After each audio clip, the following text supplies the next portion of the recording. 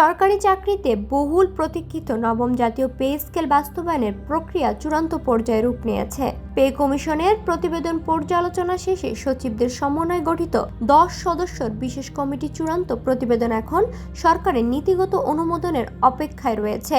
সংশ্লিষ্ট সূত্র জানিয়েছে, সচিব কমিটি মূল পে কমিশনের প্রাথমিক সুপারিশে বড় ধরনের কোনো পরিবর্তন না করেই প্রতিবেদনটি জমা দিয়েছে। প্রস্তাবিত নতুন বেতন কাঠামোতে সর্বনিম্ন 20তম গ্রেডের মূল বেতন 20,000 টাকা এবং সর্বোচ্চ বা প্রথম গ্রেডের মূল বেতন 1,60,000 টাকা নির্ধারণের সুপারিশ করা হয়েছে। এর পাশাপাশি আবাসন, চিকিৎসা ও শিক্ষা ভাতা সহ অন্যান্য সব ধরনের ভাতাতেও সরকারি কর্মকর্তা কর্মচারীদের জন্য ইতিবাচক পরিবর্তনের ইঙ্গিত রয়েছে।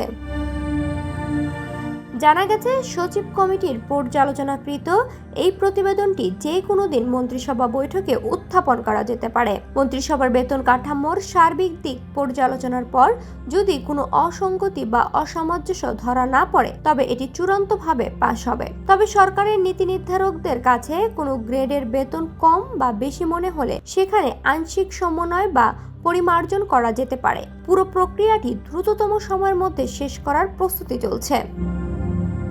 অর্থ মন্ত্রণালয় ও প্রশাসন সংশ্লিষ্টদের আভাস অনুযায়ী আগামী 2026-27 অর্থ বছরের জাতীয় বাজেটে নবম পে স্কেল বাস্তবায়নের জন্য প্রয়োজনীয় আর্থিক বরাদ্দ রাখা হচ্ছে। সবকিছু ঠিক থাকলে পবিত্র ঈদুল আজহার ছুটির পরপরই দেশের প্রায় 22 লাখ সরকারি কর্মকর্তা কর্মচারী ও তাদের পরিবারের কাঙ্ক্ষিত এই পে স্কেলের গ্যাজেট বা প্রজ্ঞাপন জারি হতে পারে।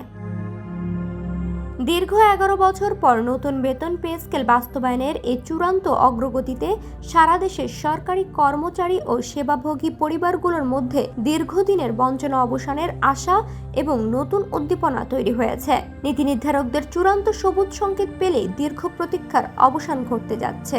ডেস্ক রিপোর্ট, সোনালী নিউজ।